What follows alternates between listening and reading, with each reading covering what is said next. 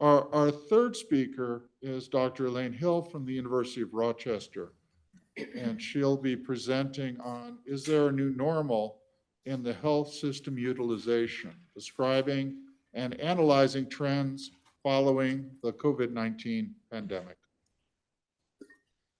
Thank you. Thanks for sticking around for the final. I know I'm between you and a discussion and getting out of here. So I'm very excited to share our work with you and tell you about where we're headed. So we have a bunch of amazing investigators on our team, and not everyone is listed on this slide. So I do just want to give a shout out to Grace, who's right there, who really worked hard on most of what I'm presenting today. So we're motivated by trends that many of the members of the consortium have been showing across different populations, which is a persistent drop in ED visits and hospitalizations. And most of the data that we've seen has been through the end of 2020 or through the end of 2021. And so we're bringing data through the end of 2022 to you today. And what we find is a persistent decrease for all Medicare fee-for-service enrollees. This is sort of the motivating like beginning place, and I'll go into other populations throughout this presentation, of a 17% decrease in ED visits, 17% decrease in hospitalizations, sort of corresponding with, as we all understand, a very large mortality shock. So in this population, an 11% increase in mortality comparing before and sort of during this first 3 years of the pandemic. So the goals of this project are to first quantify the extent to whether there is a new normal in healthcare utilization, and how far does this new normal persist into the future. And our project is primarily focused on the opioid use disorder population. So we're really interested in how the pandemic exacerbated the overdose crisis. And that's the goal of our overarching U01. But to begin, we wanted to understand the all-cause utilization patterns and then narrow down and look at OUD-related healthcare utilization. So I have some of that for you today, and that's really one of the main next steps, is to continue to dig into our OUD population. We're particularly interested in this paper, understanding mechanisms that may explain this change in healthcare utilization, and I'll talk more about that later in the talk. And then we're really interested in understanding heterogeneous effects for different populations. So in this paper, we're using Medicare and Medicaid claims from 2018 to 2022. And for most of what I'm sharing with you today, we're starting with parts A, B, and D. And in next steps, we'll be adding part C, or Medicare Advantage. And then we're sharing Medicaid claims today. For the mortality data, we're using the National Death Index linked to these claims. For Medicare, we have through 2021. And for Medicaid, there's a longer lag, so we only can show through 2020. The minute it comes out, I'm sending in an amendment and we're getting the next years of data. So thanks to NCHS, who just finished their coding of mortality through 2022. So we're crossing fingers we'll see that soon. The advantage of the linked claims to the NDI is that we have cause of death. And I think some of you got to see our poster yesterday. And so this is something that we're really digging in. And this is incredibly important for us to understand OUD-related mortality, right? Or even understand what is COVID-related mortality. And obviously, there's some misclassification of mortality during the times of COVID. So we're not pretending like we know the answer, but at least we can begin to uncover some of it, use contributing causes, think about methods for dealing with misclassification. But at least we're getting closer to that than just having date of death and no cause information. So that's really the crux of what we're bringing to the table here. So now I'm going to show you a number of figures that looked very much like the motivating one, but for a couple of different subsets of the data. So we can begin to understand, okay, we started with all Medicare fee-for-service enrollees. That includes folks under the age of 65, individuals with disabilities. Now let's start to look at more homogeneous populations possibly. And so we begin with the 65 plus. In this case, we do see a decrease in ED visits and hospitalizations, but it's a qualitatively smaller decrease than what we saw for the overall population. But in this population, you might expect a larger increase in mortality. So then we want to understand this across geographic areas, and the goal of our project is to, I think there was mention earlier of like policy, contextual factors.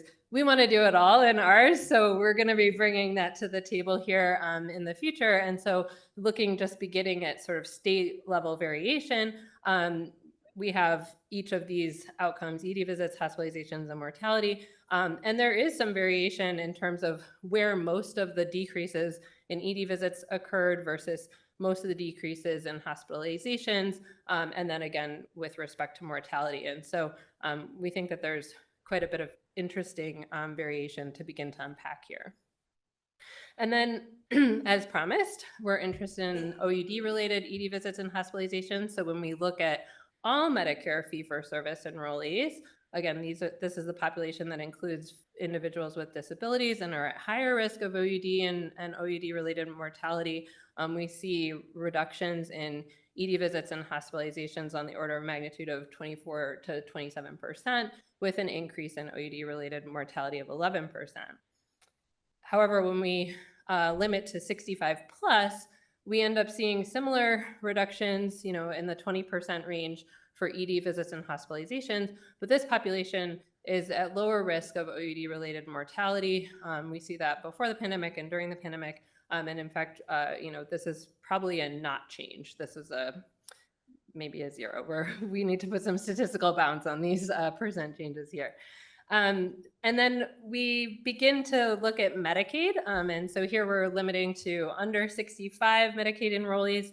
And these differences are fairly similar to what we've already shown: 21% decrease in ED visits, 27% decrease in hospitalizations.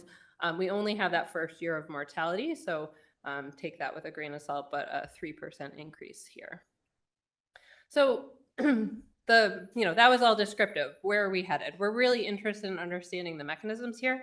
And so what we're thinking about is, first, selection and mechanical changes. So with a very large mortality shock, it can change who is still in our data to, still going to the hospital throughout the pandemic. So we're really interested in understanding that effect. Some of you have focused on the public health emergency and how that may have changed who is covered by public insurance. We're very interested in that. And so now we have possibly a different enrolled population that we need to account for. Especially in Medicaid, we're talking about possibly up to 30 million new enrollees, some of which might not know they're enrolled. So we're really interested in understanding that. So if anyone has thoughts on it, I would love to have a Zoom coffee and talk more about how to think about a very big change in the population. And then, so that's sort of selection mechanical components. Now we're also interested in behavioral changes. And so, it's possible that individuals who may have been using the ED for non-emergent or prevented, sort of visits that could be prevented by primary care was reduced because of fear of COVID infection, or, maybe the ED was overrun or what have you. And so you might expect visits that really do not require the ED to go down, maybe more than ones that do. And so I'll get to that on the next slide. And then we're interested in substitution to different care settings. So many of you are talking about telemedicine. We're certainly interested in that, as well as urgent care. That's been a growing area of care before the pandemic, but even more so during the pandemic. And we're looking forward to looking at that more deeply. So we start with the NYU algorithm for categorizing different ED visits, just to begin to show you some data on this. And so we have two different groups here. Sorry that the Medicaid under 65 is off the screen for whatever reason. Probably MAC to not MAC situation going on here. Apologies. But we have the two groups here. And so if we look before the pandemic, let me try to orient you to some of these colors. Blue are those emergent ED care needed, not preventable visits. So those are the ones that we think probably shouldn't change too much. Maybe for the selection mechanical issues, you'd see a change, but presumably those are the ones that really require ED care. And then you have the red dashed line, which is primary care treatable, but are emergent visits. The yellow is non-emergent, so those are visits that really do not require emergent care. And then the dotted like lowest line in both graphs is emergent ED care needed preventable. And so we see very different patterns before the pandemic between Medicare fee-for-service over the age of 65 and Medicaid under 65, which has been documented in other literature. And so all of these types of care go down dramatically at the beginning of the pandemic, and they have different trends after that in terms of recovery. So on the next slide, I'm going to talk about event studies, and we're going to be incorporating those into this analysis so we can better understand sort of these substitutions and trade-offs that are going on here.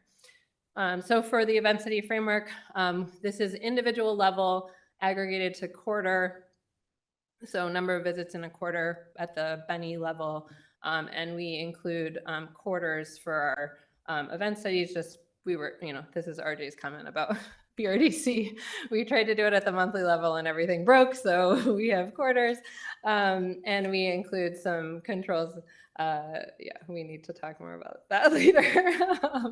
So I'm not going to get into the details of this table, but I just want to make it clear that underlying this set of event studies is really a repeated cross-section. And we're thinking about these as 4 different groups: continuously enrolled until death, continuously enrolled after new enrollment, and then those that are not continuously enrolled, meaning they may be shifting away from fee-for-service to Medicare Advantage and back. And so what we see in our event studies is a statistically significant drop in ED visits and hospitalizations that persist out to the 4th quarter of 2022, and then increase in mortality across sort of what you would expect with some of the COVID waves. When we look at OUD-related ED visits and hospitalizations, again, this is a rarer event in the 65 plus fee-for-service population, and it's a little bit noisy because of that, but we do see a pretty significant reduction in use of the ED in hospital for this population. And as I mentioned, it's rarer for them to experience OUD-related mortality. And so this is what we'll be really digging into over the next year. So in terms of our next steps, we'll be expanding the event studies to Medicaid and Medicare Advantage. We're really interested in understanding those with chronic conditions and those who are using the ED more heavily than others in the pre-pandemic period. And then, as I mentioned, we want to bring in policy, contextual factors, and think about many of the things that have been discussed over the last 2 days to really understand what may be explaining this variation.